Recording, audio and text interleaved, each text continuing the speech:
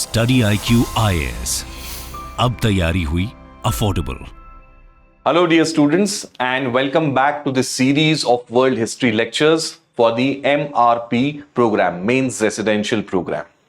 In today's session we are going to take an overview of the topic of World War I. Without further ado, let us get started. First and foremost, we have to note and understand what is meant by World War I.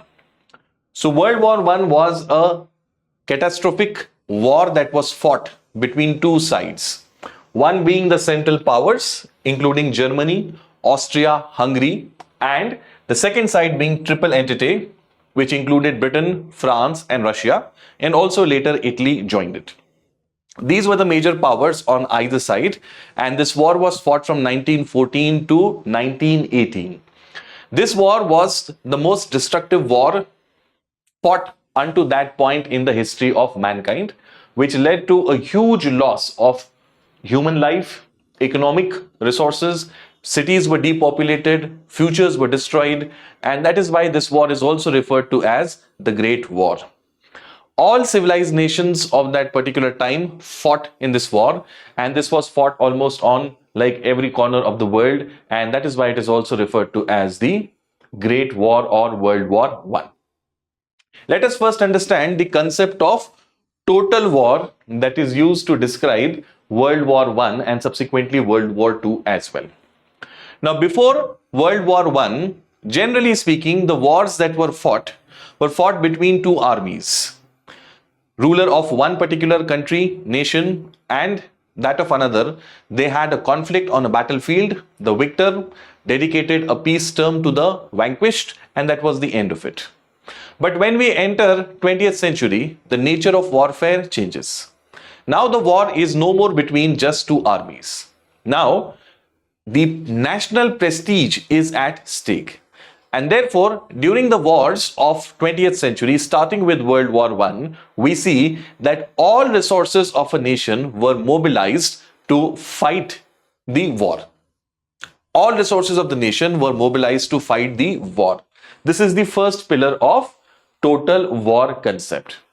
For example, youth who were studying in college, they were conscripted and made to join the army. Hospitals that were serving civilians were transformed into military hospitals. Factories that were producing output for consumption of the people were transformed into factories for military related production. Every single resource of the country was prioritized for winning the war. This is the first pillar of total war. Now, since every single resource was being used for winning the war, these resources became a legitimate target for the enemy. So if a hospital was being used to treat soldiers, it naturally became a target for the enemy country. Targeting that hospital meant reducing the capacity of the enemy soldiers to recuperate and again join back the war. Targeting schools helped them to reduce these places where civilians could take shelter or where army could build up their barracks. And in this manner, every single resource of the country was used and targeted during the war, and hence the concept called as total war is used for World War I and World War II and subsequent wars also. Now let us try to take an overview regarding the causes that led to this great war in Europe and other parts of the world. What were the major causes? Cause number one was the concept or idea of militant nationalism. Europe saw the emergence of idea of nationalism in 17th, 18th centuries. Europeans who were earlier living under empires and did not have a consciousness of being one nation slowly started to develop the idea of nationalism based on language and race. Based on this idea of nationalism, many new nation states were created. Based on French nationalism, we see France emerging. Based on Italian nationalism, Italy was born. So was Germany in 1870. Polish nationalism created Poland. Czechoslovakia was born. Later Yugoslavia will be created. All of these were being created on the idea of nationalism. As we enter the 20th century, this idea of nationalism transformed into a militant one. Now, it wasn't enough for Europeans to take pride in their nationality. They also wanted to exalt their nation over others. They wanted to prove that their nation was superior, stronger, and better than the rest.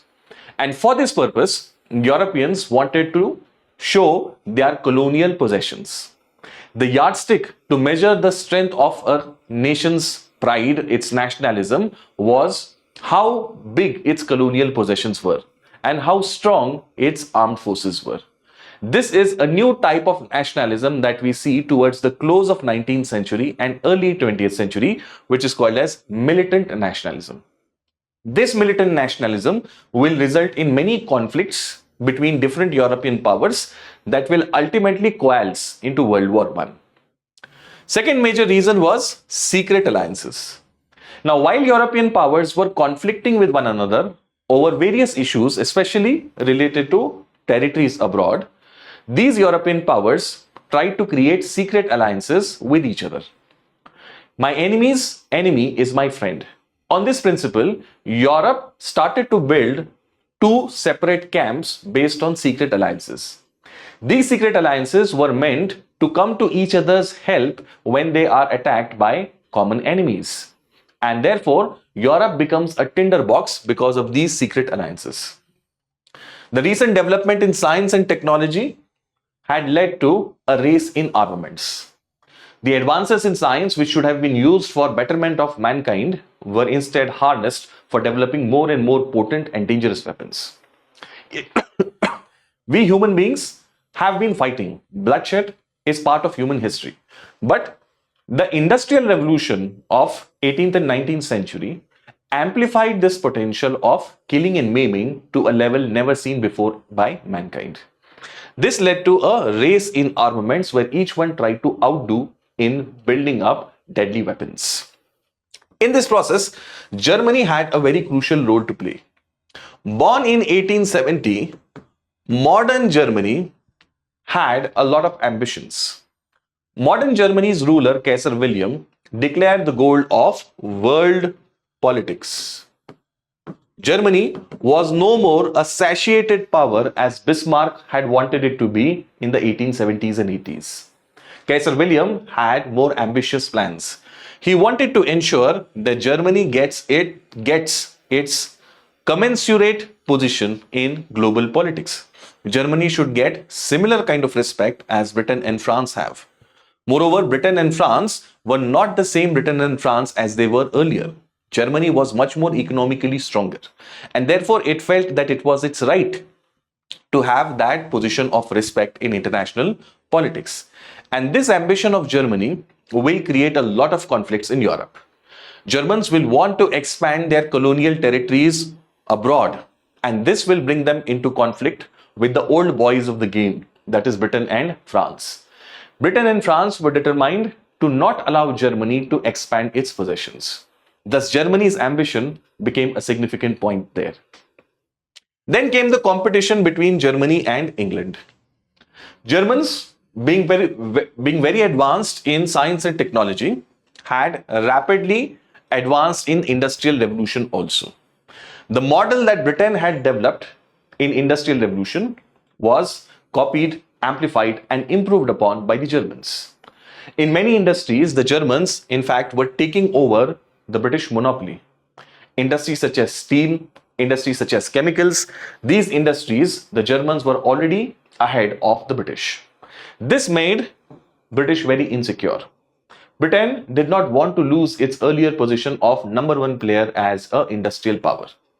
Germany's rapid advance was not liked by British. England, therefore, slowly comes out of its traditional isolationist phase.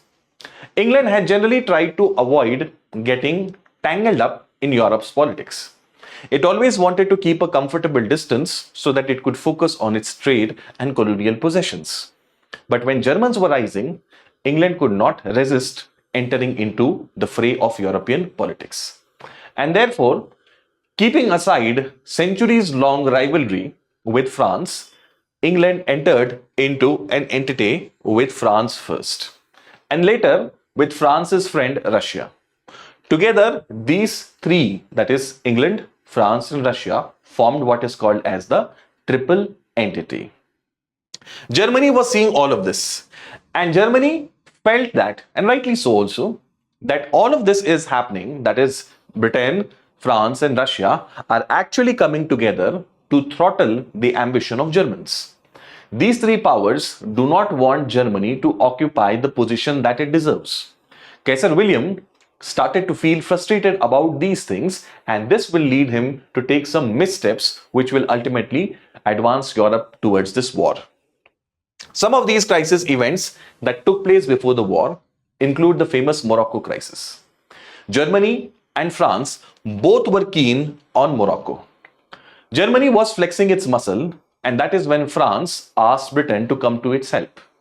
Britain, who was a new friend of France, responded energetically. And Germany saw that these two traditional arch rivals of Europe have come together just to counter Germany. This made Germany more nervous as well as more bitter. This will definitely add a lot of fuel to the fire for World War I. Another crisis was the Balkan crisis or the Eastern question. Throughout the 19th century, guys, an important question in Europe was what would happen to the declining Ottoman Empire. As the Ottomans were tottering to their fall, the territory that Ottomans held in East Europe was up for grabs. Russia was interested to advance in this direction towards the Mediterranean Sea. The local Slav people looked at Russia for inspiration for help. Austria, which shared border in this area, did not want Russians to expand. Germans were friends of Austrians. Britain and France were also concerned about what was happening in this patch. And all of this complicated politics led to a theme that is called as the Eastern Question, which dominates Europe throughout the 19th and early 20th century. This entire conflict came to head in 1913 when finally the irreconcilable interests of different powers led to the Balkan War in this region. This Balkan War became like a dress rehearsal for what was going to come in 1914 in the form of World War. Immediate cause of this war was the murder of Crown Prince of Austria. Serbia, although independent, had some territories of Serbs within the Austrian Empire. Now, these Serbs who were living inside of Austrian Empire wanted independence and merger with Serbia.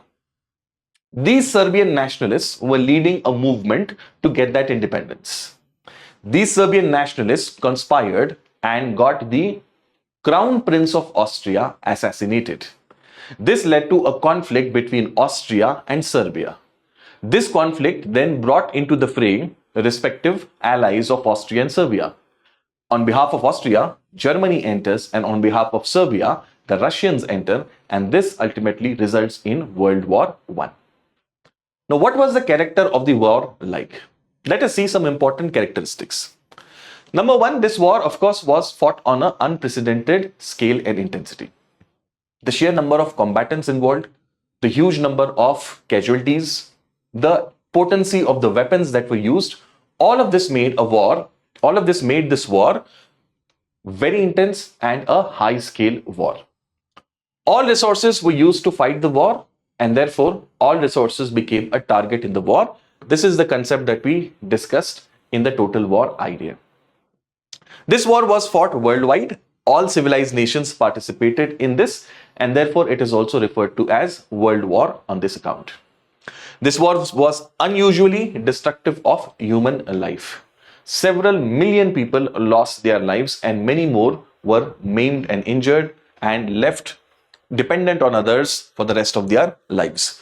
Economies were lost, dreams were shattered, families were destroyed, and Europe suffered an irreparable loss at the end of World War I. This war used science on a scale like never before. Science, which was supposed to be harnessed for the development or betterment of mankind, was instead used to develop more and more potent weapons. Submarines, which were used to great effect by Germans, poison gas, liquid fire, battle tanks, even airplanes, on a limited scale though, even airplanes were used in this war. All of this led to increased deadliness of this war. A characteristic of this war that must also be remembered is the trench warfare. Germans advancing into France were not able to go beyond the Maginot Line. The Germans and French dug their heels in, and for entire 4 years duration, both the sides were eyeball to eyeball against each other, digging trenches just hundreds of meters away from each other. That kind of warfare was called as trench warfare that dominated World War I. So guys, these are the characteristics of World War I. Now there are two major events that had a very significant impact on World War I. Let us briefly know about these events. Event number one was the Russian Revolution. While the Russians were an important ally in this war, they were being ruled by the Romanov dynasty. The Russians, unlike other Europeans, were still a backward economy. Politically, the Russian ruling family, the Romanov family, was not as advanced as other European ruling families were. Russian economy was still very much feudalistic type of an economy, and it did not have the kind of industrial revolution that Germany, Britain, or even for that matter, France could boast of. The economic disparity inside the country, the missteps taken by the government, and the hatred against the queen, Tsarina, and her spiritual guide, Rasputin, the monk, led to a revolution in Russia, which is called as the Russian Revolution. In 1917, Bolsheviks, who were extremist communists, came to power, and under the leadership of Lenin, they wanted to stop the war at any cost. For Lenin, stopping the war and preserving the revolution was a bigger goal, and therefore he entered into negotiations with the Germans. The Germans, who were already pushing back the Russians, extracted their pound of flesh. They told Russians that if they want peace, then it will have to come at a cost. Under the Treaty of Brest-Litovsk, a huge area of the Russians, you see, this is the Crimean Peninsula that you have been seeing in news over the recent years. This is where you have Ukraine, and this area used to be like the buffer zone for Russians. This area was won and occupied by the Russians over last several decades. This was very crucial for the defense of their capital and major cities like Moscow and St. Petersburg. But with a stroke of pen, Lenin gave away this entire territory to whom? To Germans, so that this particular front, the Eastern Front, would be secure for the Germans. Germans wanted to ensure that the Russians will not be able to play any tricks, and they can then focus all their energy on the Western Front in France. This became a very significant development during World War I. The second development was the entry of USA in the war.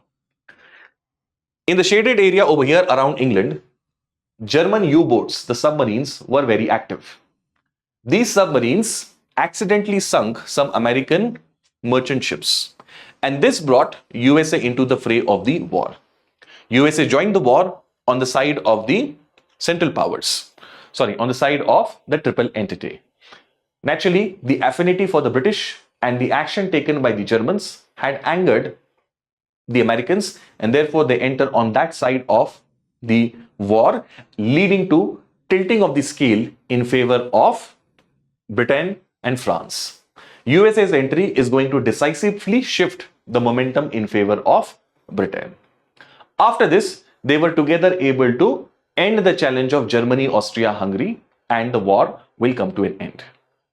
USA's President Woodrow Wilson, before the end of the war, gave his famous 14 points about which we must know. We will now see some of the significant points amongst the 14 points. Not all, but some of the important ones. Woodrow Wilson was a high-minded idealist, and he was determined that such a war should not ever happen again. So he went into the causes of the war and tried to come out with certain principles that could prevent the recurrence of this kind of a episode. What were the principles that he underlined? Number one, no more secret diplomacy. He told that secret diplomacy had led to a lot of heartburn, it had led to a lot of suspicion. And therefore, this kind of diplomacy must be avoided, and whatever agreements were being entered into must be made public. Second, freedom of the seas. Seas must not be carved out as spheres of influence for any country. International waters must be free for all to have access to. This was very crucial for America also, since America was now a trading power, and access to sea was crucial for its economy. Therefore, freedom of seas was a point that was highlighted by Wilson. Third, removal of economic barriers. These are the times where the concept of free trade was significant. In that day and age, the dominant concept in economy was that of industrial capitalism. Industrial capitalism required free trade, absence of economic barriers, and therefore a country which was industrialized, America, naturally preferred lack of economic barriers. Woodrow Wilson also felt that if barriers existed, then trade did not happen, and if trade did not take place, then it led to animosity, it led to conflicts. Having trade was another way of ensuring peace between nations. Fourth, reduction of armaments. This mad spree of building more and more potent weapons needs to stop. As long as you keep on building these potent weapons, you will always have the urge of using it. And therefore, we must reduce the armaments. If mutually everybody agrees to have curves or control on armaments, then definitely this can be done. The only reason why people go for this kind of an arms race is because they feel the other side will take advantage of their pacifism. Therefore, each one tries to build up more. Therefore, Woodrow Wilson says that we must reduce the armaments. Impartial adjustment of colonial claims. Woodrow Wilson understood that a lot of the conflict between European powers were because of rival claims over distant colonial possessions. Unless and until these claims were adjusted, the conflicts would continue. And therefore, he said that we must have impartial adjustment of these claims. And furthermore, while these adjustments were made, interest of the subject people must also be considered. Significantly, USA, which was itself earlier a colony, was talking about interest of the subject people. It did not just want to emphasize on interest of Europeans, the interest of the subject people must also be taken into consideration. The concept of national self-determination has to be emphasized. Every nation has the right to chart its own political future the way it wants to. And therefore, no nation must be compelled against its wish to take some action.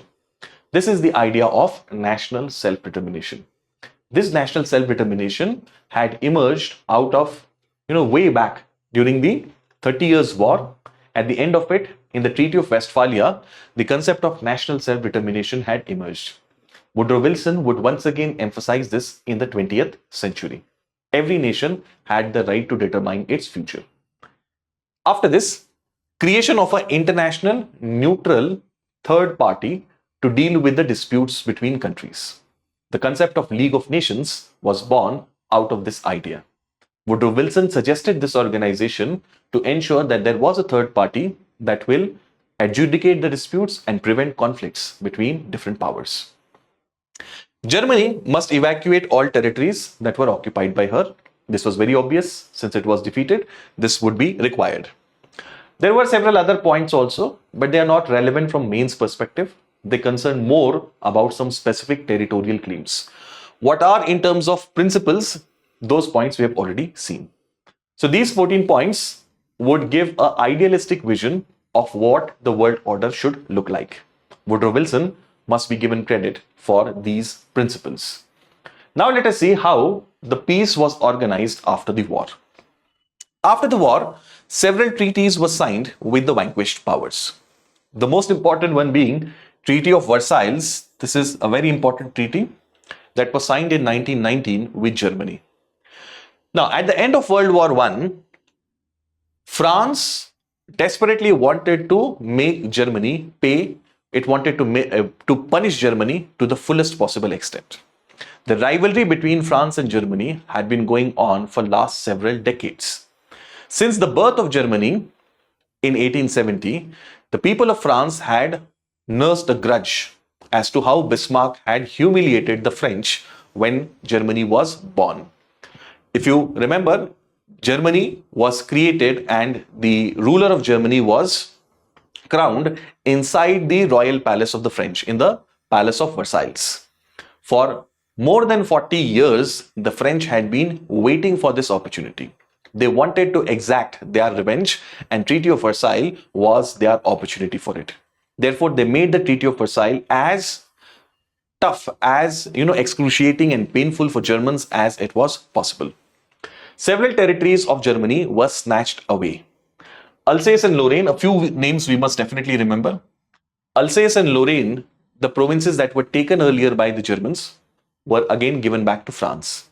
The Saar Valley, which was rich in natural resources, was given to France for 15 years. Apart from this, various other areas of Germany were taken over and given to neighboring countries. I won't go into reading out all of these facts because these facts you would in any case read through your notes. The long story short is the Treaty of Versailles took away a lot of territory of Germany and gave it to neighboring countries. This the Germans will very bitterly resent in the years to come. Apart from all of this territory that was being taken, the German armed forces were also emasculated. Their army was capped at 1 lakh. Conscription was abolished, that is, they could not have forceful recruitment in their army.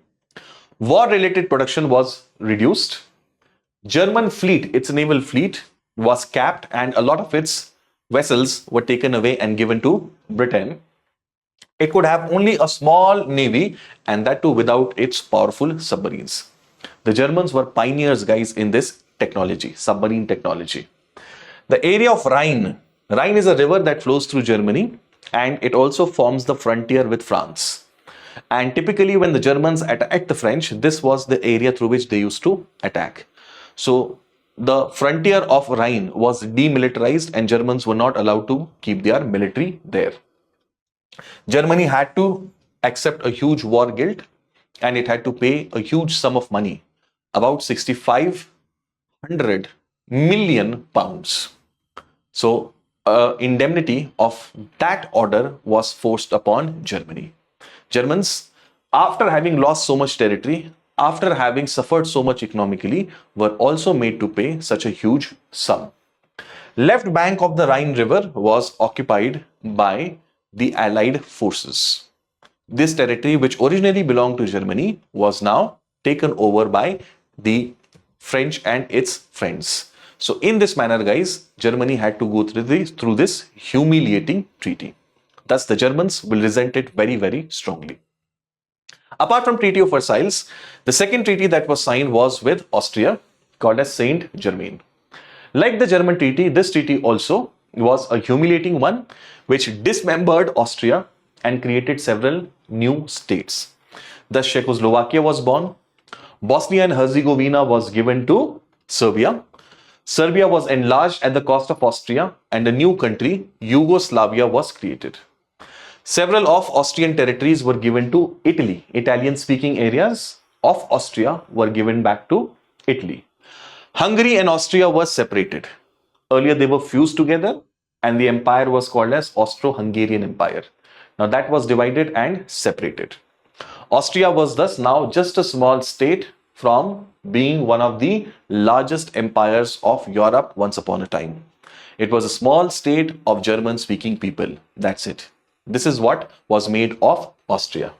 It was also forbidden from any union with Germany. Since both of them were German-speaking and there was traditional friendship and goodwill between the two over the last 40 years, it was likely that Germans will merge with Austria. But even that was factored in and Austria was prohibited from doing so. It was not allowed to join Germany. So in this manner, even Austria is humiliated through this Treaty of Saint-Germain. Similarly, another treaty was signed with Ottomans, who were an ally of Germany. The Ottomans had to sign the Treaty of Sevres. Perhaps the harshest treatment after Germany was given to the Ottomans. They lost control of all their former possessions in Africa, in the Levant area, Syria, Palestine, Mesopotamia or Iraq, and the whole of Arabia. So the Ottoman Empire, which had lasted for 6 long centuries, during the course of which it had spread over 3 continents, was now broken apart, dismembered, and many of its former territories were given away to rival powers. Straits of Dardanelles and Bosphorus, very crucial straits. Dardanelles and Bosphorus, they regulate the access to the Black Sea and Mediterranean Sea. They connect these two seas. They are part of the territory of Turkey, but these areas were internationalized so that Turkey will not be able to control these areas. This treaty was very harsh, but fortunately for Turkey, its nationalist leader Mustafa Kemal Pasha rose up at this occasion, fought back the Western powers, and ensured that some of the harshness of this treaty was reduced under a new treaty that was called as Treaty of Lausanne. In 1923, this new treaty was signed with Turkey. In this manner, Turkey was able to salvage back some of its pride. So I hope you got this treaty, guys. Now, World War I is also associated with the concept or system of mandates. Mandatory system or mandate system. Defeated powers, Germany and Turkey, had a lot of possessions. These former possessions of Germany and Turkey were to be disposed of in this system called as mandate system. In this system, the territories of these vanquished powers were handed over to the victorious powers, that is Britain and France. Under the mandate system, these territories were not given as ownership to Britain and France, rather they were given as trust. So it is like Britain and France are being given the responsibility to administer these territories overall under the charge of League of Nations. It is not as if Britain and France own these. I hope you got this. For example, Great Britain was given Palestine, and this is why Britain will have control over modern Israel-Palestine area till 1948. After 1948, that is after World War II, Britain will walk out of that area, leaving the Arabs and Jews to fight for themselves, and that is the reason why the conflict still goes on. Britain was given Mesopotamia, Germany, East Africa, and some other areas. France, on the other hand, was given Syria and some of the other German colonies. In this manner, former territories of Germany and Turkey were disposed of, guys. I hope you understood the concept of mandates. Okay. Now, there is one significant agreement called as Sykes-Picot Agreement that we must know about. This was a secret agreement between Britain and France to decide what would be the fate of the Ottoman Empire. This agreement was signed as early as 1916, when the war was still in its relatively early stage. In this agreement, both the powers, that is Britain and France, decided what they will do with the Ottoman territories after the end of the war. And based on the understanding that these two had, Sykes and Picot were diplomats of Britain and France. Based on their understanding, they divided Ottoman Empire into areas that would be under British control and French control after World War I. This agreement, that is Sykes-Picot Agreement, became the base on which several modern territories or nations were born in this area. Okay, so the Arab world as we see today, guys, is an artificial creation on the basis of Sykes-Picot Agreement. Lebanon, Syria, Iraq, Jordan, and all of these countries that we know today are actually the product of Sykes-Picot Agreement that was done between Britain and France. One reason why this region is so volatile, so unstable, is because of Sykes-Picot Agreement that had resulted in very unnatural kind of creation of many countries. So this is another legacy that the Europeans left there. Now towards the end, let us quickly see the outcomes of World War I. What were the political outcomes? 4 hereditary dynasties were swept away. Germany, the Prussian rule that had lasted for Germany or over Germany for last several decades was finally ended. Austria, the Habsburg family rule ended. Russia, the Romanovs ended. Turkey, Ottoman Sultan's rule ended. So 4 major dynasties of Europe gone. Republican form of governments were brought in many countries. Instead of monarchies, now republics were inaugurated. The idea of self-determination and creation of new nation states was accepted. The concept of nationalism got a big boost. Since nation states were being created, Czechoslovakia is born, Yugoslavia is enlarged, Poland is revived. What is all of this? This is nothing but consecration of idea of nationalism. Communism became a potent force after the Russian Revolution of 1917. USA and Japan now emerged as major powers of the world. Economic powers, industrial powers, and trading powers. USA would now be the new Britain of the world. Just like Britain was the dominant power till World War I, now USA will slowly move towards taking over that Britain. Yes, it will still take some time. It will not be before World War II, before it becomes number one, but nevertheless, the process has begun. Old diplomacy based on balance of power was now ended. Post Treaty of Westphalia, the concept of balance of power was become very significant in Europe. But with creation of League of Nations and membership to every single nation state, the concept of balance of power became outdated, and instead we have multilateral diplomacy, which we continue to use today. League of Nations, a new organization, a new experiment was born. Because of the conflicts, hardships, and the pain that many countries will go through after World War I, several new dictatorships will be created. Italy, Germany, Russia, and Spain will see birth of dictatorships of different hues. New politico-economic experiments will be undertaken. The hardships of post-World War I era will lead to people becoming more accepting towards new experiments. Thus, fascism, Nazism, Bolshevism, these all ideas will be experimented with in the interwar period between World War I and World War II.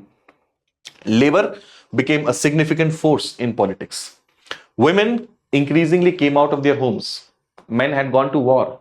Women had to fulfill the responsibilities in economy. They came out, started to work in factories, offices, became, qualified sort of people in the industry. And this was a liberating experience for women. It brought them more economic power and agency. And therefore, you will see that there will be a lot of feminist movements after World War I, which will demand equal rights for women. Science and technology will also notch up great advances. Many new developments took place because of World War I. The idea of a battle tank was born. We will also see discovery of cure of malaria. Many such things were happening because of World War I. So these were the political outcomes. Economically, it's very obvious. War led to a lot of losses. 8 million people died, 20 million were wounded. Every country was in debt. Inflation was high. Labor movements rose. Countries started to nationalize industries. This is called as National Socialism, nationalization of major industries. War economy boomed. Goods that were required for the war, weapons, uniforms, boots, these products had immense demand. So such companies profited. Change in trading patterns. Earlier, the trade was Eurocentric. Now, it became more US-centric. Japan became a major player in this. So trading pattern of the world also changed. What are the social outcomes? Social outcomes: attempt to solve the problem of minorities. Gained currency. This will have an impact all over the world, guys. Because of national self-determination, many new nations are born, and these new nations will have minorities within them. And this will create problems for the minorities. So the question of minorities in every country will be addressed. You will see it is not a coincidence that in India also, in the 1930s, the question of minorities gained center stage in politics. It was impact also of what was happening internationally. Then change in status of women. We have understood the reason behind this. A lot of cultural damage was done because of war. Artisans were killed. Artworks were destroyed. A lot of cultural heritage was destroyed in the World War I. Scientific progress was also notched. These are the social outcomes. Lastly, we will see very quickly how Versailles will lead to World War II. Treaty of Versailles and germs of another war. The terms of the treaty were exceptionally harsh and impossible for the Germans to fulfill. The Germans were a proud nation, and imposing such humiliating terms on them was a recipe for disaster. Scheme of perpetual subjugation. The manner in which the provisions were designed, it was done to ensure that Germans will perpetually remain begging before France and other powers. This the Germans would never accept. It betrayed lack of sincerity. It was not done in a impartial kind of manner. It was done consciously to make the Germans punish. Principle of self-determination was neglected for Austria and Germany. While this principle was accepted for all and sundry, even the smallest of countries were given this. But Austria and Germany were told you can't merge. You can't use self-determination for yourself. Germany had to lay down arms, as President Wilson said. But this principle was not made applicable to others. Others continued to increase their armament, and Germany did not like this. By splitting Germany for creating a Polish corridor and taking away some of its parts to Poland, the German pride was hurt. It was their territory that was being used to create somebody else's country. So just imagine your home being destroyed to create somebody else's home. So naturally you will have resentment towards those people. Huge indemnity imposed on Germans. Her material possessions being reduced. All of this also made it difficult for Germans to have a natural recovery. They could not come out of the economic crisis that they would face because of all of these issues. This made another war an imminent likelihood. It was only a matter of time before Germans will be rallied by a rabid kind of leader like Hitler, who will push Europe and the rest of the world towards another major war, that is World War II. In this manner, Treaty of Versailles contributed to World War II. This was our lecture on World War I, guys. I'll see you in my next lecture. I'm consciously keeping this lecture brisk because you know a lot of the basics. We're trying to optimize time for you. Take care. StudyIQ IAS. अब तैयारी हुई affordable.